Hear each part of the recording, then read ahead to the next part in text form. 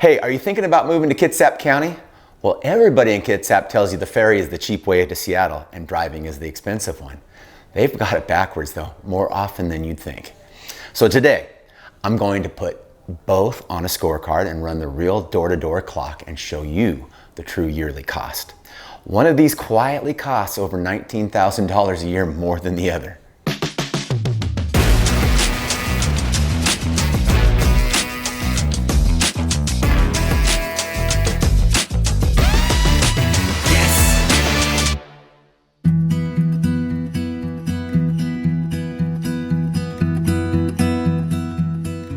Here's what I hear almost every week from buyers.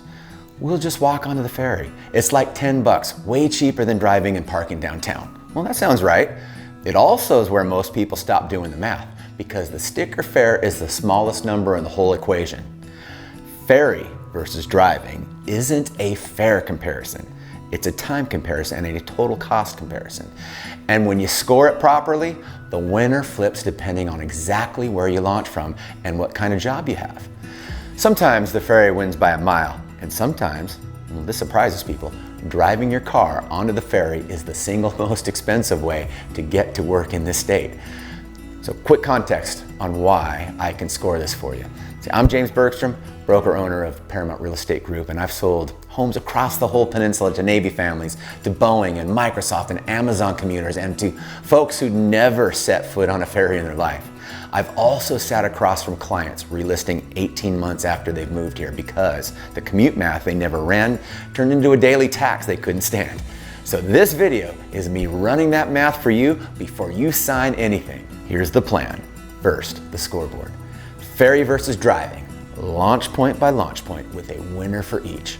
Then, the ferry's real fare stack and the car's real cost. The numbers that has nothing to do with gas. Then, we'll put a dollar value on your time because that's where the real gap lives. And we'll finish the one rule that tells you which weapon wins for you.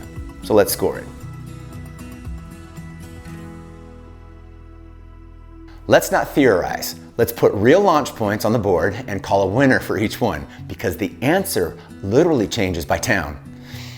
Buyers treat ferry versus driving like one answer for the whole county, and it just isn't. We've got 4 very different terminals and 1 brutal driving corridor, so the right call depends entirely on where your house sits. Door to desk to downtown Seattle, real world, not the brochure number. Here we go. Bainbridge Island, walk on ferry, 55 minutes to about an hour and 2 minutes. From a walkable home, driving alone, an hour and 35 minutes to an hour and say 50 minutes at peak. That includes ferry sweeps, time and cost. Bremerton, fast ferry. It's 45 to 52 minutes from a downtown core home, driving an hour and 55 minutes to 2 hours and 20 minutes at peak through Gorst, ferry sweeps, biggest blowout on the board. Southworth, fast ferry, 55 minutes to an hour and 5 minutes. That's direct to downtown, driving, it's about an hour and 20 minutes to an hour and 45 minutes at peak. You see the ferry wins. Just watch the shared vessel days. Kingston, 21-minute crossing, fantastic for Edmonds for Linwood jobs. For core downtown, it's a split. Port Orchard, no direct walk-on, so you drive to Southworth or Bremerton first. This is the closest call on the whole board, the only round driving can really take. Here's the pattern. The closer your home is to fast or frequent terminal, the more lopsided the ferry win on both clocks. The further inland you are, the more the car claws back because your drive to the terminal eats the ferry's head start. That one fact, your distance to the dock, moves the scoreboard more than the schedule ever will. The ferry's winning most rounds, but that it's only 10 bucks line. Well, let me show you what the ferry actually costs because there isn't one ferry cost. There are 2 completely different ferries hiding inside that word. The walk-on ferry and the drive-on ferry. And they're separated by a factor of 3 or 4 in price. Walk-on first, the cheap weapon. On the state ferries, foot passengers pay one direction only. Westbound, Seattle back to Kitsap is exactly $11.35 for an adult right now. And the morning trip into Seattle is free for walk-ons. Buy a 10-ride multi-ride car and you're at $9.28 a ride. Over about 220 commute days, that's just over $2,000 a year in fares. Call the all-in walk-on number roughly $24 to $29 a year when you add your bus connection to Seattle. The fast ferry pass out of Bremerton, Kingston, and Southworth is $210 a month. That is $2,520 a year. And here's the part people miss. That pass also covers your connecting Kitsap transit buses and local foot ferries for free. For a daily downtown commuter, it's the cheapest fully loaded ferry option there is. Now, the one that wrecks budgets. Drive your car onto the boat and you're paying the vehicle and driver fare. If you drive a small car under 14 feet, it's $21.30 per crossing. For a standard sedan, SUV, or truck, it's $27 standard. So don't forget that from May through September, there's a 35% summer surcharge on all vehicle fares. Plus, the state just tacked on a mandatory 3% transaction fee if you pay with debit or credit cards. So across the year, that's easily $4,000 to $6,000 in fares alone, and you still own and depreciate the car. And you still pay to park in downtown Seattle. So drive on is the worst of both worlds. Ferry prices stacked on top of full car costs. So when someone says the ferry is cheap, the honest answer is the walk-on ferry is cheap. The drive-on ferry is a luxury you pay for twice. And whether you can be a walk-on is decided by one thing: how close your house is to the terminal. So hold that thought. Quick one before we cost out the car. I built a comprehensive resource at livingBeyondSeattle.com where you can access our free Washington State Relocation Guide. It features interactive web tools plus a downloadable PDF version with the very thing this video is really about. A commute cost and time worksheet, the walk-on versus drive-on fare cheat sheet, and a terminal distance map so you can see which homes keeps you a walk-on. So go to LivingBeyondSeattle.com to grab the PDF version linked right up top in the description. It's totally free. So the ferry is cheaper, but here's the thing buyers get wrong about driving. They price gas, and gas is the small part. The real cost of driving to Seattle every day is the cost of owning the miles. Depreciation, tires, brakes, and maintenance, the insurance bump from a high mileage commute. The IRS literally publishes this number because it's real money leaving your life. And so for the first half of 2026, that rate was 72.5 cents a mile. But because of fuel and vehicle costs, the IRS actually bumped it up to 76 cents a mile for the second half of the year. A Port Orchard to downtown round trip is about 100 miles. So over 220 days, that's 22,000 commute miles a year. And that 76-cent rate, that commute is costing you $16,720 a year before a single toll or parking fee. Now, stack the cash extras. The Tacoma Narrows bridge tolls, you eastbound only, about $450 with a good to go pass. That's roughly $990 a year. Downtown parking, realistically $350 to $450 a month. Call it $4,200 a year. And Gorst, which I break down fully in my commute video, turns your off-peak numbers into a peak hour reality most days. Add it all up, and the pure drive commute is a true economic cost of nearly $22,000 a year. Here's the gut punch. The gap between a walk-on ferry commute and a pure drive commute is roughly $19,000 a year. Over 5 years, that's $95,000, and that's the part nobody tells you when they say Kitsap is cheaper than King County.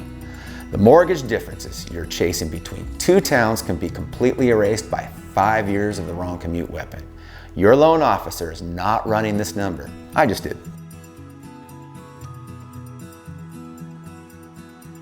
So the ferry's cheaper, but cheaper isn't even the biggest reason it wins. The biggest reason is something almost nobody puts a price on. It's your time. Every comparison so far has been dollars out of your pocket, but ferry time is usable and drive time is dead. So on the boat, you can totally work, answer email, read or sleep, and behind the wheel on Highway 16, you can do exactly one thing: drive. So let's give your time a price tag because it has one. Say your time is worth $50 an hour. That's a $100,000 salary, and plenty of Kitsap commuters are above it. A walk-on ferry gives you about an hour a day of genuinely usable time each way, and that you'd otherwise lose. So call it one reclaimed productive hour a day, 220 days, that's 220 hours, about $11,000 a year of found time, and that's priceless. The driver doesn't just fail to gain that, they spend the same hours in the most stressful, least recoverable way possible. So now layer it on the cash. The ferry was already winning by about $19,000 a year in hard cost. Add $11,000 of reclaimed usable time, and the real gap between walk-on ferry and pure drive is closer to $30,000 a year in total value.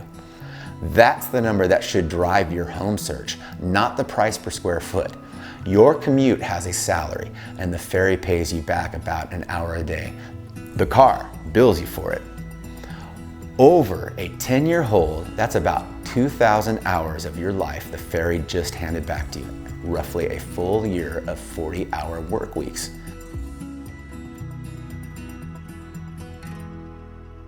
So when does each one actually win? Here's the rule I use with clients so you can score your own situation in about 30 seconds. It comes down to two questions. Can you be a walk-on, and is your job downtown shaped? Ferry wins clearly. If you can live within about a 10-minute drive or a walk of a fast or frequent terminal, and your office is walkable from Coleman Dock or Pier 50, that's the walk-on lifestyle. It's cheapest cost, most reclaimed time, lowest stress. Driving wins on flexibility if your job has unpredictable hours, or you work the East Side or Bellevue with no ferry direct option, or you need your car at the office, or you're doing daycare and errands. Choreography, a fixed boat schedule can't flex around. Drive on ferry almost always loses on cost.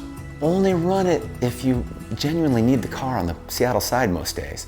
And the hybrid splits the difference. Short drive to a park and ride, walk on, bus across, it's how a huge share of working Kitsap actually commutes. See, most buyers never get this clean because they shop for a house first and figure out the commute second. So flip it. Decide which weapon your job requires, then buy the house that lets you wield it. Which brings us to the most expensive mistake on the whole peninsula. And it's a real estate mistake, not a commute mistake. Everything we just scored collapses into one decision you make exactly once: which house you buy. Well, the fare, the toll, the parking, the reclaimed hours, they're all downstream of one number. So how far your front door is from the terminal. Your home address isn't just where you live, it's your commute strategy, locked in for as long as you own the place.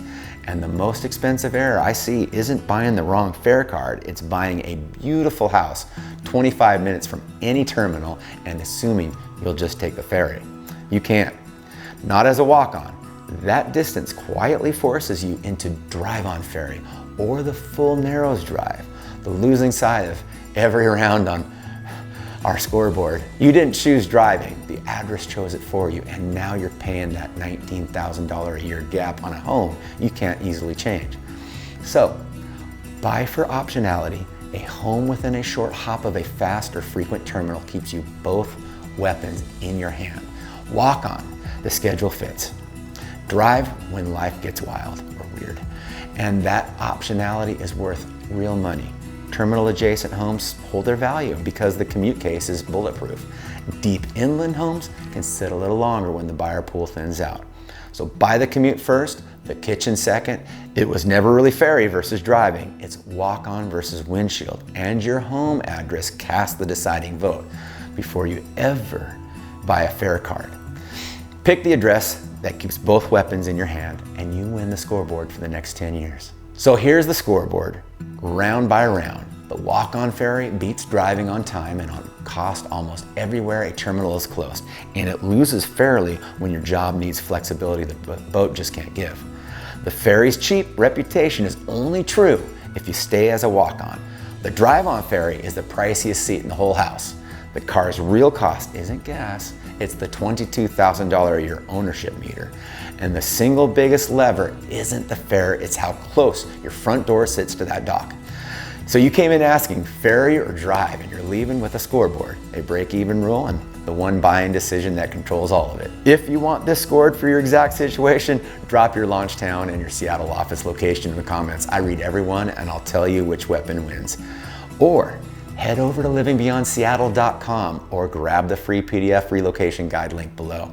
It's got the commute cost worksheet, the walk-on versus drive-on cheat sheet, and the terminal distance map, so you buy the right address the first time. And if you want to talk through your specific move one-on-one, my consultation link is in the description. No pressure, no pitch. Thank you so much for watching, and I look forward to seeing you on the next one.